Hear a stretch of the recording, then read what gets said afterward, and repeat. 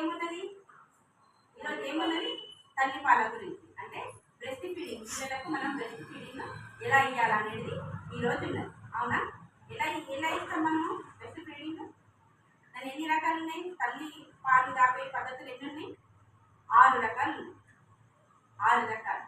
ఏది అంటే ఉయ్యాల పద్ధతి, ఇట్లా ఇచ్చేది ఉయ్యాల పద్ధతి, ఇక్కడ ఈ సైడ్ నుంచి ఇచ్చేది క్రాస్ పద్ధతి, నిలువున ఇచ్చేది కంగారు పద్ధతి, అంటే ఇంకొక 3 రకాలు ఉన్నాయి. ఇంకా 6 రకాలు ఉన్నాయి తల్లి పాలు పెట్టారు. అవునా? అంటే మనం ఏ పరిస్థితుల్లో ఎలా పాలు ఇవ్వాలనేది ఆ రకాలు తీసిందన్నమాట పిల్లల కోసం. అంటే మనం పుట్టిన పిల్లల నుంచి పాలు ఎన్ని సంవత్సరాలు తీయాలి? 2 సంవత్సరాలు, మ్యాక్సిమం 2 సంవత్సరాలు. కానీ వీళ్ళ తల్లులు ఏం చేస్తారు? 6 మంత్స్ అయిందంటే బంద్ చేసేస్తున్నారు. అవునా?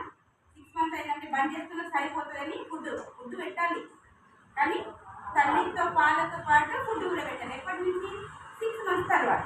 దాన్ని ఏమంటున్నాము? అనుబంధ ఆహార పద్ధతులు.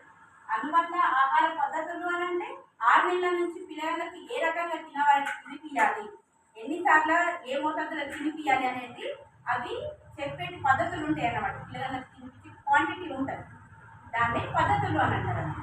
అందుకే అనుబంధ ఆహార పద్ధతులు అని చెప్తాం కదా. గవర్నమెంట్ ఇదంతా తీసింది దేనికోసం? మన పిల్లల భవిష్యత్తు కోసం, మన పిల్లల కోసం. ఎందుకు? ముందు అంగన్వాడీలు ఉండేనా? లేకుండే ముందు తాతలప్పుడు లేకుండే. వాళ్ళు చిరుధాన్యాలు, పిడికెడు పల్లీలు, పిడికెడు నువ్వులు, పుట్టకుళ్ళు అంటే వాళ్ళకు పల్లీలు నువ్వులే ఉంటుండే. ఇప్పుడు ఉన్నాయా పల్లీలు నువ్వులు అంటే? తింటారు తినలే, అద్దు మాకు పాప్కార్న్స్ కావాలా, టకాటక్ కావాలా, చిప్స్లు కావాలి అని అంటారు. దానివల్ల ఒక పిల్ల మొన్న డెత్ అయిపోయింది. ఆలు చిప్స్ తినడం వల్ల ఒక పిల్ల చనిపోయింది. ముక్కల నుండి బయట వేసింది. ఎందుకంటే అది పురుగులు ఎన్ని రోజులే ఉంటాయి ప్యాకింగ్ అనేది. అవునా కదా? అంటే మనము ప్యాకెట్ ఫుడ్ పిల్లలకు తినిపించకూడదు.